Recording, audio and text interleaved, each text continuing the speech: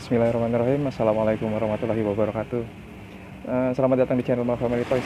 Apa kabar teman-teman semuanya? Semoga hari ini semuanya teman-teman yang menyaksikan video ini selalu dalam keadaan sehat, selalu dalam lindungan Allah Subhanahu Wa Taala, dan yang terpenting adalah selalu istiqomah berada di atas agama Allah. Di kesempatan kali ini saya mau coba sedikit cerita nih guys. Tentunya berkaitan dengan situasi dan keadaan yang sedang kita hadapi bersama di seluruh dunia, yaitu pandemi COVID-19. Yang di sini saya mau sedikit cerita, ada sedikit pengalaman yang mungkin bisa saya bagikan ke teman-teman. Kira-kira informasi apa sih guys yang bakal saya sharing kali ini? Jangan kemana-mana guys, saksikan terus videonya sampai habis.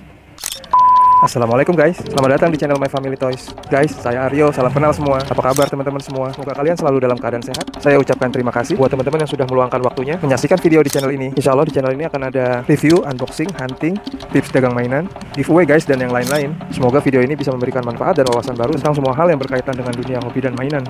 Guys, sebelum lihat video ini, jangan lupa subscribe dan aktifkan tombol notifikasinya. Simak videonya sampai habis ya guys, jangan di skip. Terima kasih banyak ya guys. Niat sharing saya kali ini berawal dari apa yang saya alami sendiri. Jadi tentunya mengenai dengan dampak dari COVID-19 nih guys. Seperti yang udah kita tahu, COVID-19 ini kan udah berjalan lumayan panjang, udah setahun lebih ya.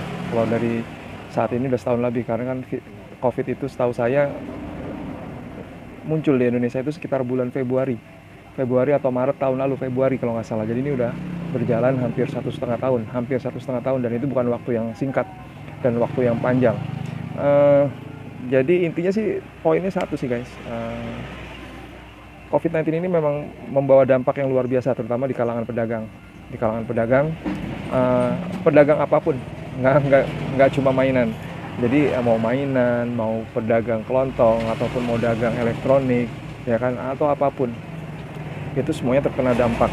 Lalu bagaimana dengan mainan? Nah, di sini saya mau coba sedikit cerita. Jadi kalau pengalaman saya sebenarnya begini guys.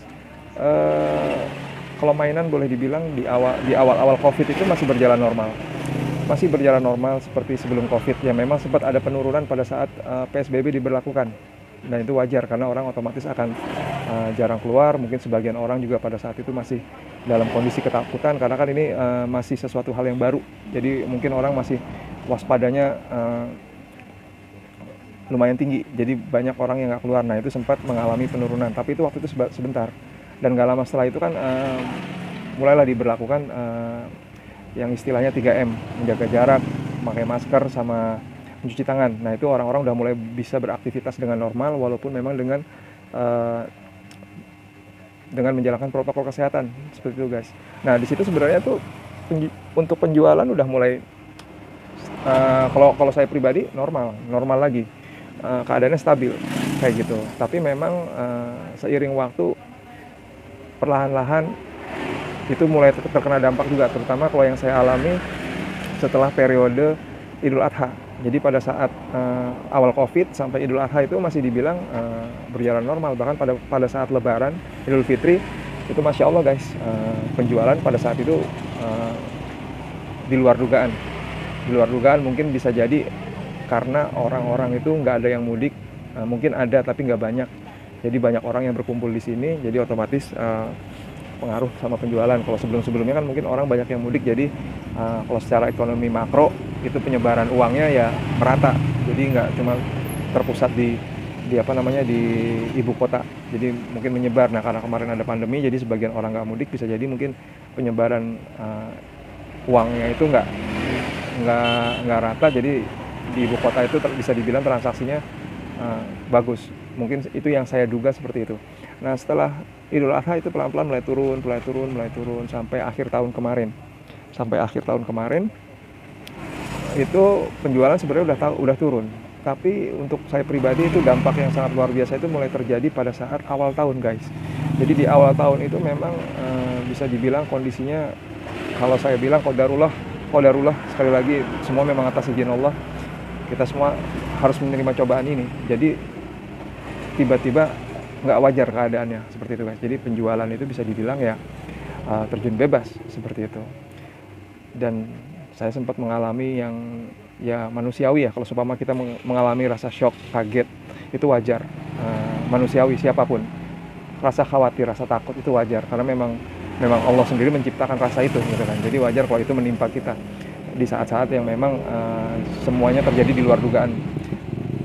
Dan akhirnya yang saya lakukan itu adalah pertama saya coba cari tahu, terutama dengan teman-teman pedagang. Apapun waktu itu saya banyak teman-teman saya pedagang yang beragam usaha yang mereka jalanin. Mayoritas itu sama, mengalami hal yang sama. Terus saya juga coba tanya dengan teman-teman pedagang yang ada di sekitar lingkungan saya ini, di lingkungan toko saya. Dan mereka pun juga sama, mengalami hal yang sama. Jadi memang ternyata kita nggak sendiri guys. Itu yang nomor satu yang mau saya tekankan. Dan ternyata kita nggak sendiri. Jadi buat teman-teman di luar sana yang mungkin saat ini penjualannya kok ngedrop banget.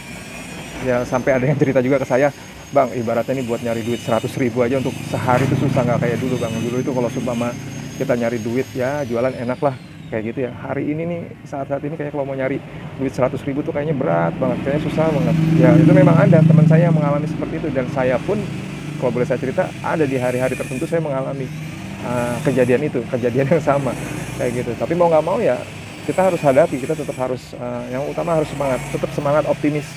Dan yang terpenting satu, selalu berprasangka baik dengan Allah.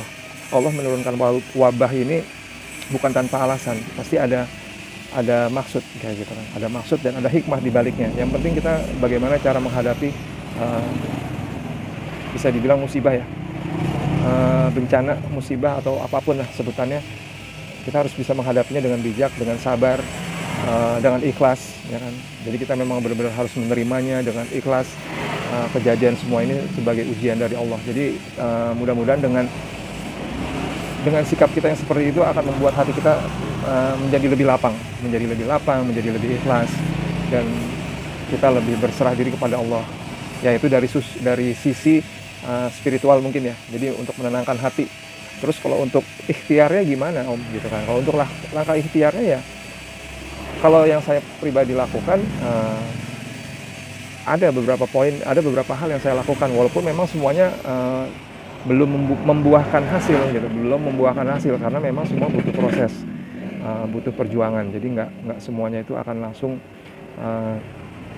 Allah berikan secara spontanitas, karena kita juga pasti harus yang namanya itu berusaha. Dan yang terpenting ya perkara rezeki memang Allah sudah tentukan, termasuk di saat kita seperti ini tuh bisa jadi memang Allah sudah tentukan, sudah takdirkan seperti itu. Jadi mau nggak mau kita harus terima. Yang penting kita tetap ikhtiar, selalu prasangka baik sama Allah, mencari jalan keluar.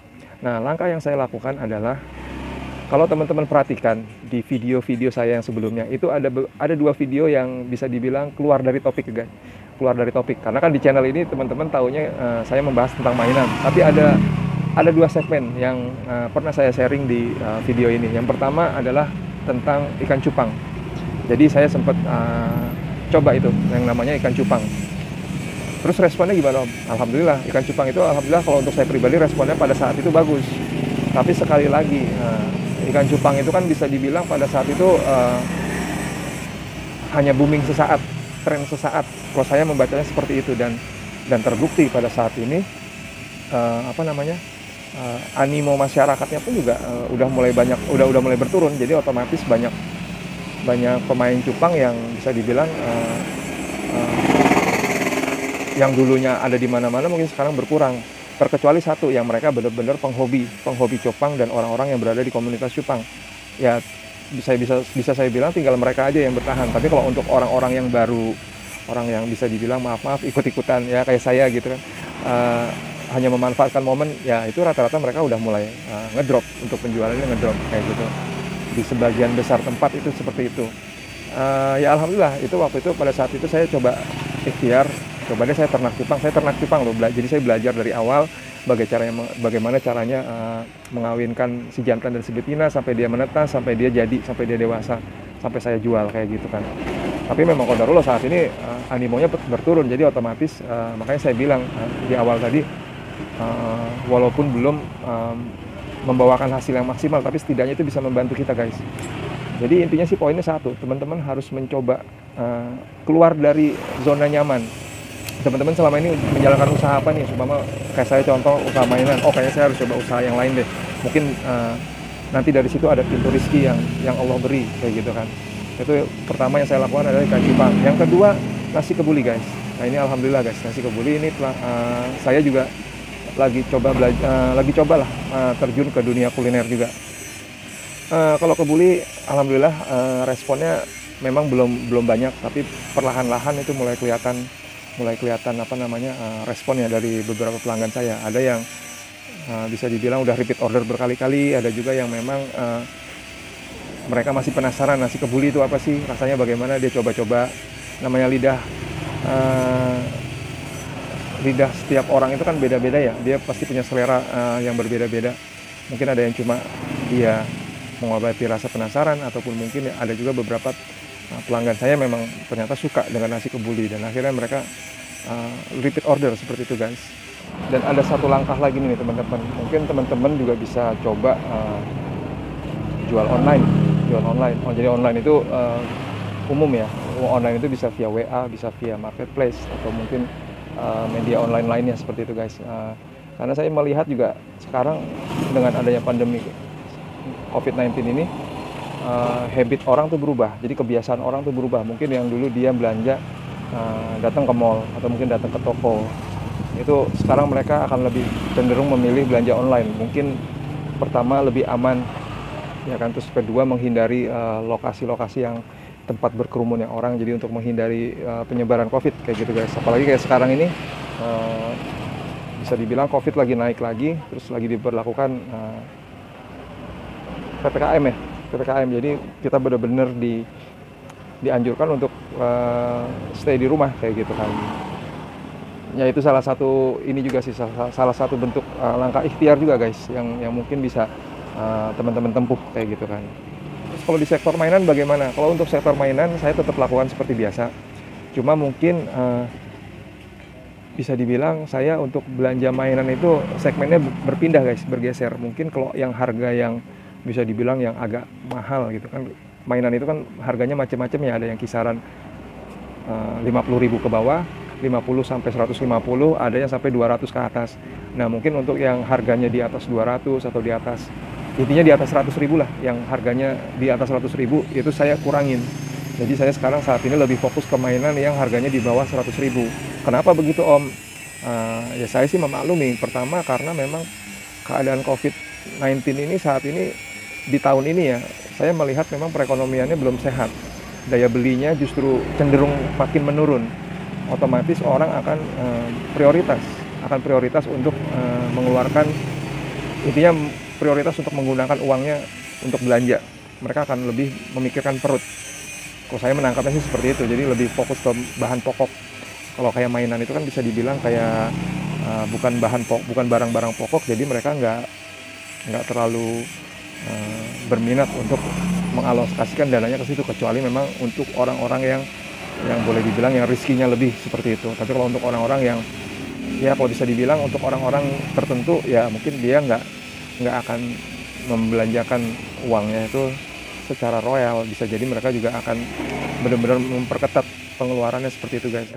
Ya memang situasi seperti ini memang ibarat kata bertahan itu lebih baik kayak gitu. Bertahan itu lebih baik.